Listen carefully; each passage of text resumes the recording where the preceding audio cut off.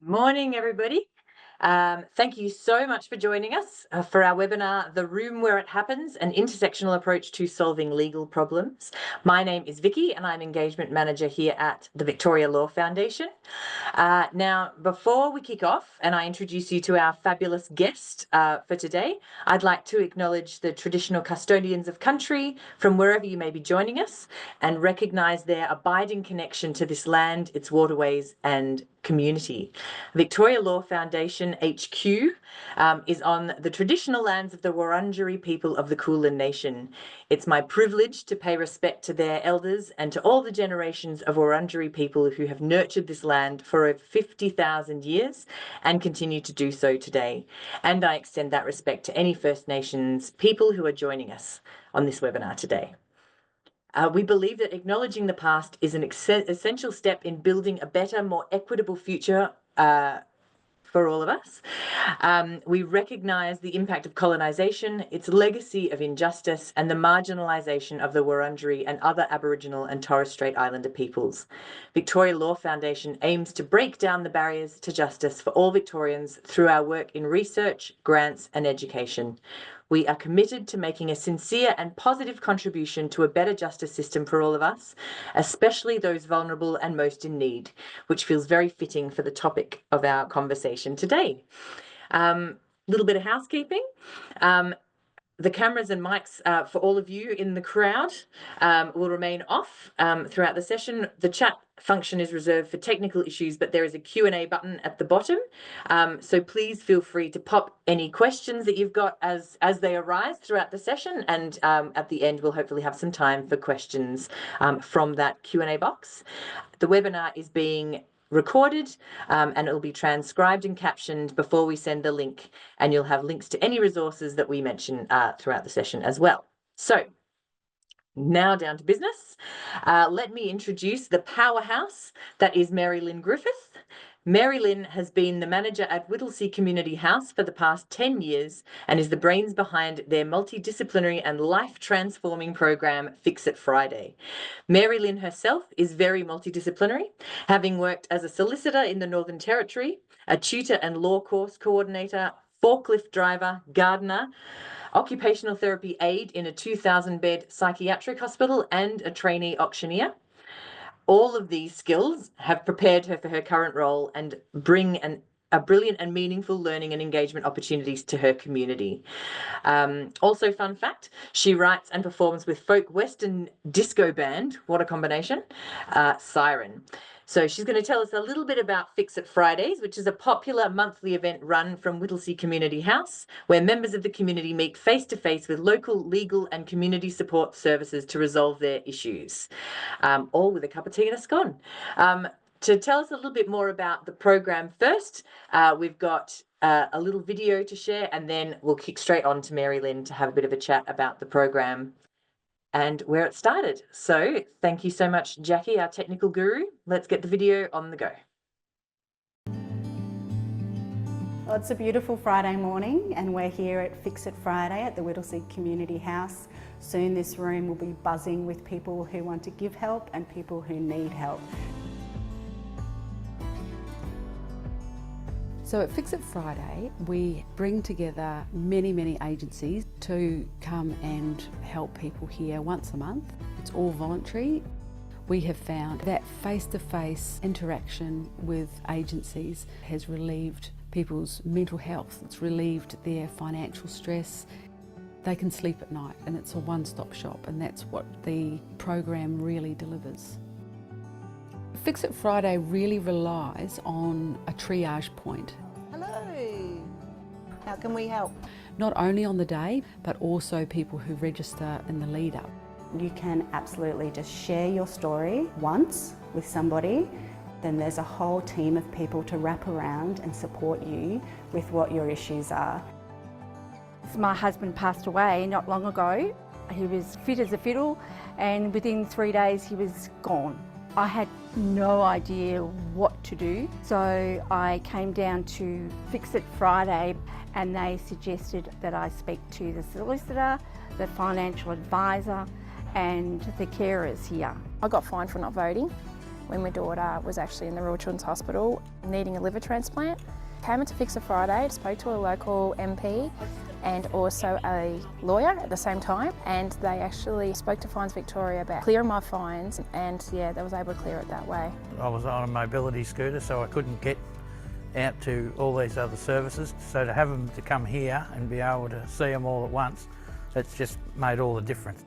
Our main focus is reduction of social isolation and lifelong learning. When people come in, they also have access to all of the things we do as a neighbourhood house.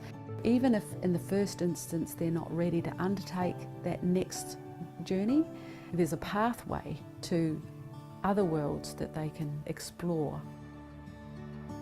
It helped me so much. I knew no one, I was isolated, and then I came here and it's like, oh, you can do this, and it's getting me out into the community. It's just a great place to go and get help for anything they need, and I think every community needs a Fix It Friday in their community. I really wanted to bring this program to other suburbs of City of Whittlesea. I can see how people's lives are transformed. I used to have bricks on my shoulders and now I'm flying.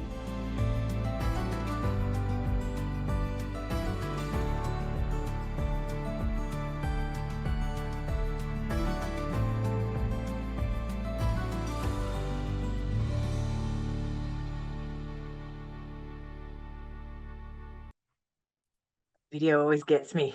Mary-Lynn, over to you. Kia ora, everyone. So this program started in 2019 when Chris Howes and Moses Florendo from the Whittlesea Community Legal Service brought Department of Justice services up to Whittlesea Community House. We're in a township in the far reaches of the LGA. We're surrounded by rural hinterland, and we've got a low socioeconomic population, vulnerable population, ageing, can't get to services. They're 40 minutes to Epping, 40 minutes to Seymour. So we are apparently officially peri-urban. We used to be semi-rural, now we're peri-urban. So when they brought the Department of Justice services up here, it was to test them in the north. The Department of Justice brought the Sheriff's Office, the Consumer Affairs, births, deaths and marriages up here. And the Legal Service brought the Lift Mental Health and Financial Counselling and a social worker and Gamblers Help. And we added, we kept the program going after Justice left and set up their own institution in South Morang. So we added Centrelink, NDIS, My Aged Care, Hack PIP, which is when you fall between NDIS and My Aged Care. Victorian Ombudsman's Office has just come on board. We get no interest loans help through our peak body NHVIC. United Financial Counselling are still coming, Employment Services, Whittlesea Police, and our state MP's office. And you'll notice that Lauren Cathergy is our state MP, and she's right behind the project, and she features largely in the video. So we've kept it going through COVID with direct phone calls straight out. We still maintain that face-to-face interaction is the best possible way to connect with people. And that's what we do as a neighbourhood house all the time. So really using the neighbourhood house as a platform for this kind of engagement with legal and social services agencies, we think is really the way to go, especially with outreach, because there's over 400 neighbourhood houses in Victoria, and they're all over the place. They started in the 1970s as a grassroots movement of women helping other women get into the workforce after they'd had their kids, and they've grown and grown, largely under the radar, I'd say, with the common goal of reducing social isolation across the Victorian community. They're now funded through DFFH, through the Neighbourhood House Coordination Program. So the elements of the program are the strong point of triage, so a skilled worker to tease out the issues, that it's face-to-face with no call centres or portals, which our population, and I think a lot of the population, find very difficult to navigate. Out here, there are places where there isn't even any internet. But also people don't have credit on their phone, and they don't have digital literacy. We actually run digital literacy, but we have people here who've done it 7 times and still can't use their phone. So it's not just a matter of getting everyone on their phones and getting everyone used to portals. It's just not for everybody. It's also a flexible model, so we add free tax help at tax time, MyGov help. In the past, we did the power saving bonus through the program, and we also ran or hosted the Wills and Wishes Clinic, which our Whittlesea Community Legal Service, through its body, Whittlesea Community Connections, ran in partnership with the La Trobe Uni Law School. And we did that for 5 years. It was such an awesome program. So student clinics are a really important part of the whole way that this model can be rolled out and used all over Victoria. Also, we had a social researcher look at the networking between the agencies, and the agencies that come get a lot out of working with other agencies. So it turns out that, no interest loans, Uniting Financial Counselling, the mental health, Near My National come now. All of those people would never have met each other had it not been for Fix It Friday, and they get to refer their own clients through all of these different agencies as well, because as you can imagine, the jurisdictional overlays of all of these different agencies just don't match at all. So this is a single point at which they come together, but you'll go half a kilometre up the road and it will be completely different. So this is a really important place-based meeting confluence of all of these agencies also. It's also place-based, and neighbourhood houses already have the trust of the community, so we can provide a cup of tea and scones, as Vicky has said.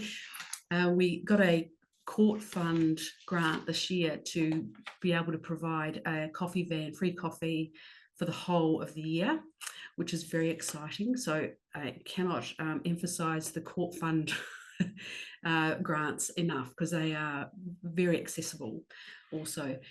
So just to give you an idea of how it works on the ground from an intersectional point of view, people often have, as you will know, more than one problem, but they might only be concentrating on one problem, but have a whole lot of underlying issues.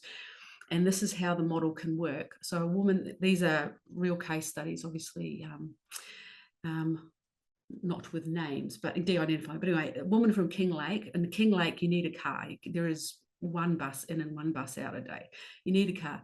She comes in to Fix It Friday. She's got a DUI, suspension and fines. She's really, really angry, really angry. She needs a car, and everything, her whole life's just going down the zoomer. But the legal team assure her she has to bite the bullet. She can't get out of it. She can't drive for 6 months because she's intending on just driving. She's got no money for an interlock device to get back on the road when her time's up. So the legal team sort out assure her that she cannot drive. The no interest loans team give her, organise loans to get her an interlock device so she can get back on the road when she's able to. Now, she's got no money because of a family law issue, breakdown, property being sorted out. In the course of telling the lawyer about this, she discloses a history of family violence. Now, the lawyer sets her up as a client with the legal service to get some help with VOCAT applications. And then Uniting Financial Counselling helps put together a payment plan to pay off all the fines. Lift Mental Health makes initial contact with her to refer her to alcohol and drug counselling service. Now, all of this happens in an hour. The whole thing's not finished at that point, but it's got hope, and it's got a series of people to actually help, and that she can come back to, which she does. She comes back to all of those people. And she gets a free cup of coffee from the Espresso Legal coffee van, which was a great thing that the Law Foundation funded also. The Espresso Legal van does free legal advice and free coffee, and that's through Whittlesea Community Legal Service also. Another example is a young woman comes to town. She comes to Fix It Friday for legal help to change her name. So in that meeting with the lawyer, she discloses historical family violence in 2 states. So the legal team sets up a meeting with the Whittlesea police, who are in the next room. She makes so that she can make a time to make a statement, and also a warm referral to New South Wales Police to make a statement there also for criminal issues. The legal team takes her on as a VOCAT client. We have Jobs Victoria here at the same time, and she was interested in a park ranger internship. So they organised a referral and organised how she could get more information about that. She also met the mental health legal team so that when she was ready, she could, she'd made contact and she could come back to the mental health team as well. So those are two examples, and then of course the examples in the video as well. And one of the participants is now on our committee. So I think that from a neighbourhood house point of view, breaking down the barriers to participation in our programs, activities, is really, really positive in terms of our aim to break down social isolation. But it's also really, really important for people's lives and their mental health generally, so that they can take on employment, they can take on all their family duties and everything in less broken than they were. So that's the importance, we think, of the model. And what now? Well, we see this model as going against the zeitgeist. We think the current zeitgeist of using apps and AI and, you know, the law being taken over by, well, even Fines Victoria, let's face it, it's a machine. And people like the poor woman in the video, she actually had tried to get a revocation, wrote her story by hand to get a revocation of her fine for not voting when her daughter had a liver transplant. And Fines Victoria just said, don't care, no. Anyway, it wasn't until the lawyer and the MP employee rang Fines Victoria to put in a complaint.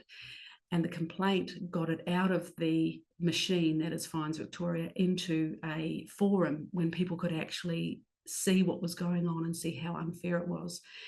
So I think that this model really allows rehumanizing of service delivery, and it's place-based, so it's where you actually are. And the lawyers have said that they see people in Fix It Friday that they would not normally see in the community, even in the community legal service, much less at a lawyer's office, because people are intimidated, but also there's a long distance.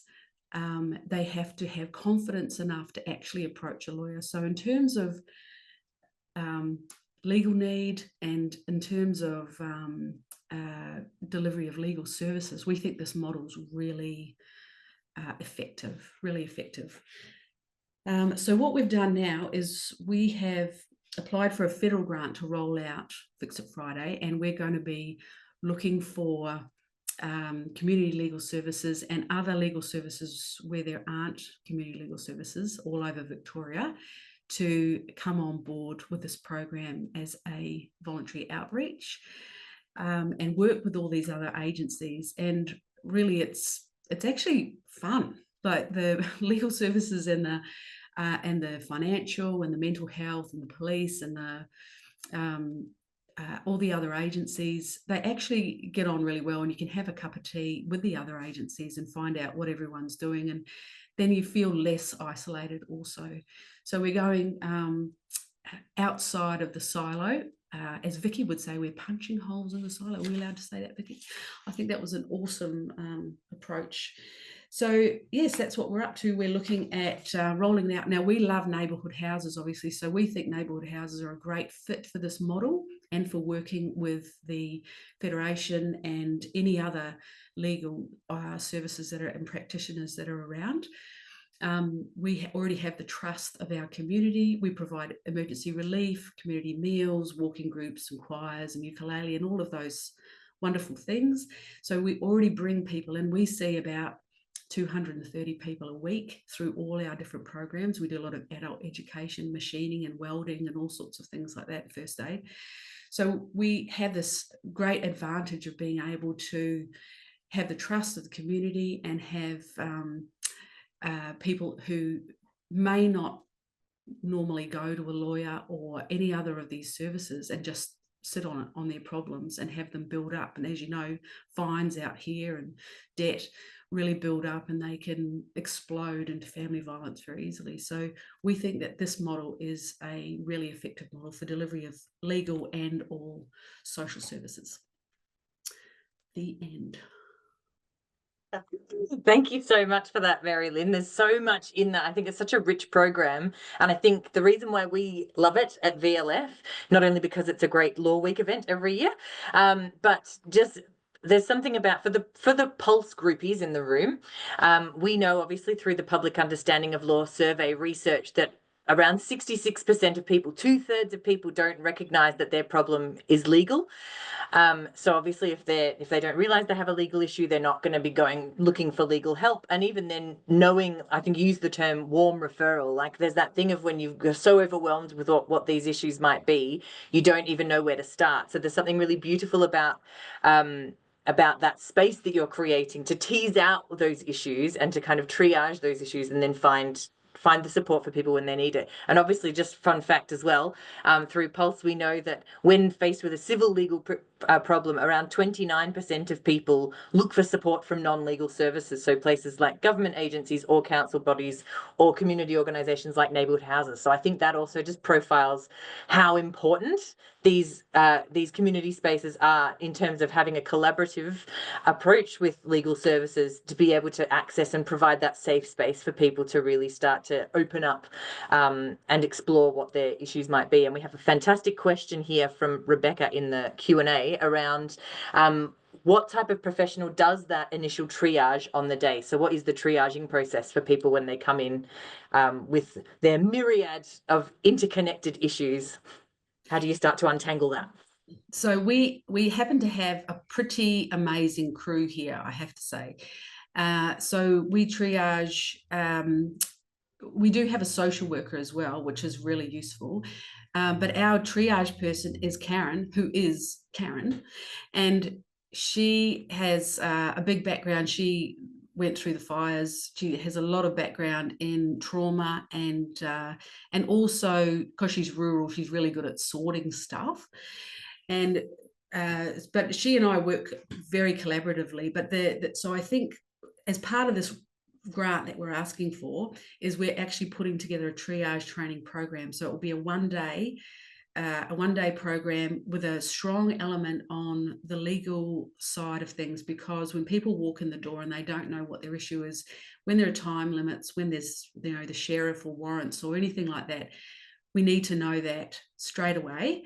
Whatever people are presenting with, we need to actually drill down and find anything that's going to explode, any court dates, anything like that. So the triage training is going to be put together by a registered training organisation, but with Karen and I to look at exactly the kind of how people present, especially when they're in distress and traumatised, and to find exactly what's going to explode. So that's how we do it. We have someone, our triage person is trauma informed and smart, and we have a list of things that we need to ask to make sure that nothing's going off before the time, because we do it once a month for 3 hours. I probably didn't mention that too.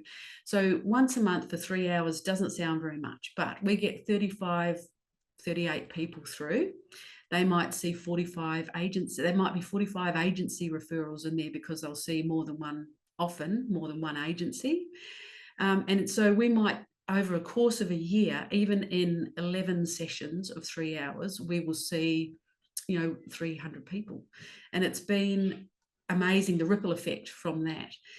So I think it is skilled. The triage is the key to the whole thing because it has to be skilled. Now, people now ring up and register since we started doing, we had to do phone things during COVID. So we have got a registration, but it is also a drop-in. So that triage point also has to tease out people coming in on the day. So that's a really big focus of this grant, or how this moves along anyway, is the triage point, and that's what we'll be doing.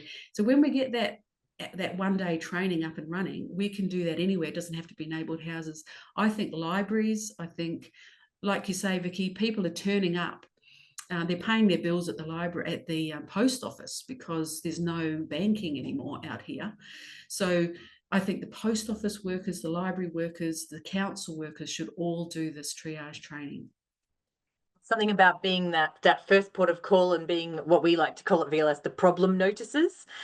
So if you're kind of picking up some of these things, then you know kind of where to signpost people. And I think that Karen, obviously, have met her, very warm, empathetic human. And there's something about it, humanity, like you say, rehumanizing the process. And obviously there's that sense of when all of these agencies are in one space together on the same day, you know, people not necessarily having to rehash or retell their story to 15 different agencies all over and re-traumatizing them and re-triggering them and all of that. If they only have to tell it once, then that's really, you know, takes so much of the strain off those people as well. I'm quite keen to know, just quickly as well, how do you evaluate this program? I'm a data nerd, so how do you evaluate the success of this? And you obviously know that it works, but how do you know that it works? Oh, Vicky, well, so we have had a couple of evaluations. Chris Howes, who's now at Ballarat and Grampians Legal Service, lucky them, he did a great legal evaluation early on in the piece, and he could actually map from a legal point of view the journey of people through the process and the outcomes. So he could. So many become clients of the legal service as well. So they're all mapped through class and all of those databases. But he could actually, from a legal point of view, show that. We had a social researcher look at the program from the point of view of the role of, you know, creating a model, and she mapped how people could go on to employment, and they could go on to other community involvement like volunteering and participation in groups.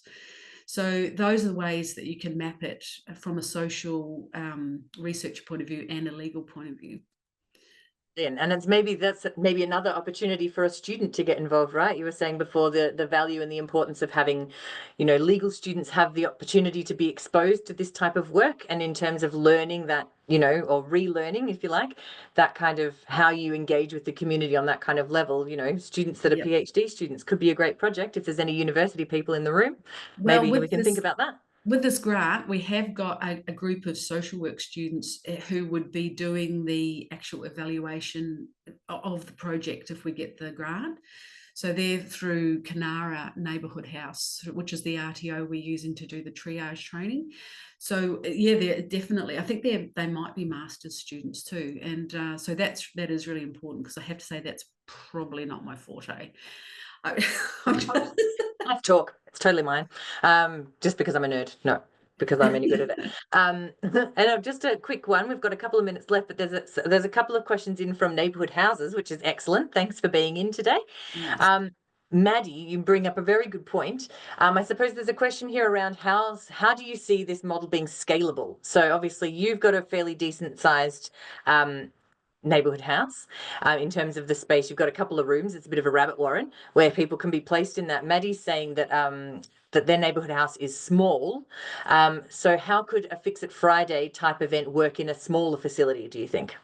Okay, so we have actually we've got the old maternal child health. This is very like every other neighbourhood house. We put a demountable out the back, which is an old education department demountable. And it is a bit of a rabbit warren, but basically it's like when we set it up, we have 2 rooms there, and we put screens between the tables. They're just trestle tables. So it gives a kind of privacy. It's not absolute privacy. For the legal, we always put in a tiny room. Centrelink, we always put in the kitchen. We use all the kitchens. We use outside. We under what used to be the smoking area, but of course no one smokes anymore, and all kinds of things, gazebos. We use everything. We use every part of the building that we possibly can. The things that really need the privacy we found was the financial counselling and the legal, but really everything else has got screens, and everyone understands that it's it's an approximation of privacy, and that's, you know, we do the best we can, absolute best we can. Outside's been very popular because, especially with the mental health team loves to go outside. They always bring lollies. They're awesome. Yarra Valley Water always brings lollies. We've got, they're fabulous. I think a lot of it is really because humans are great with humans, and the same people have been coming since 2019 in at least 3 of the agencies. So I think that's shows that it works for them too. I think that's an important part. When we had the social researcher doing the evaluation, she surveyed all the agencies and asked them why they come. I mean, we're a town of 6,500 people. How do we maintain 5 years of issues? But we do, and because people do have issues all the time. And out here, the kind of issues are, and this is the thing about legal need, which I know you were going to ask me, Vicky. How do we assess legal need? Well, what comes through the door is everyone's got to have a car, because we're out in the, and everyone's car is broken because no one's got any money. So you'll get speeding, you'll get unregistered, you'll get the cars broken, all that kind of stuff. So we know that those are going to be the kind of things that happen. So we actually had a fines clinic for a short time as well. So you can actually direct your law school, who's coming up with all of these wonderful opportunities for law students to have real life experience in conjunction with your community legal service. You can actually harvest all of that stuff. And so now we direct people to Wills and Wishes down at Epping, but those clinics are really important to the whole delivery to meet legal need. The legal need of Wills and Wishes came out of our women's lunch, which is a cold based women escaping family violence lunch, who asked of our legal service, why don't you have wills? Because we're all, you know, once women leave a relationship, if the will isn't sorted, all the money goes to him, and what if she's dead or whatever happens? Anyway, so that inspired the Whittlesea Community Legal Service to get in touch with the La Trobe Uni Law School, and they're still doing the Wills and Wishes legal clinic. So I think we can inform the legal need walks through the door, and we're in a really good position to look at systemic advocacy as well. For instance, we have homeless guys here that have come in for emergency relief, and we've managed to get them through into Centrelink and into legal. We've had that Haven Home Safe, which is the homeless service here as well. And that opportunity has led to those guys. One of those guys is now volunteering for us, and we found him somewhere on a block in a caravan, and with some really nice people who are now building him a cabin on their land because they like him so much, you know, and he just was having a rough time. But the thing with caravans is that you can't get a no interest loan for a caravan because it's considered a luxury vehicle.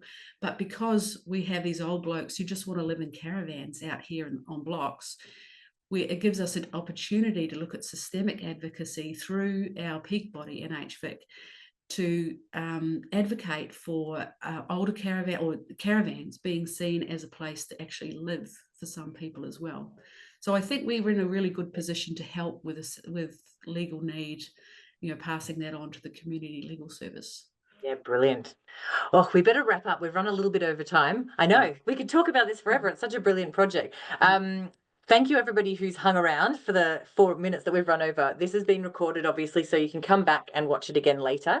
And we'll send any links to anything that Mary-Lynn's mentioned today out with the follow-up email, as well as you know now, I'm a nerd, an evaluation link, so that we can get a sense of how you thought today's session went, and any other topics that you'd like us to kind of unpack in future webinars. So thank you so much, Mary-Lynn and Jackie, our technical facilitator behind the scenes, and our fabulous and long-suffering Auslan interpreter, Jerry, who's been doing an excellent job keeping up with us. And thank you all for joining us. It's been a really brilliant and insightful session. And if anybody in the room today wants to get in touch about asking questions about how you might be able to set up a Fix It Friday in your community, or you're interested in tapping into the one that Mary-Lynn's already running, please give us a shout, because I think we would love to see this model rolled out all across the state. Thank you so much, everybody, and we will relieve you and let you get back to your day. And we'll see you next webinar. Thanks so much, everybody.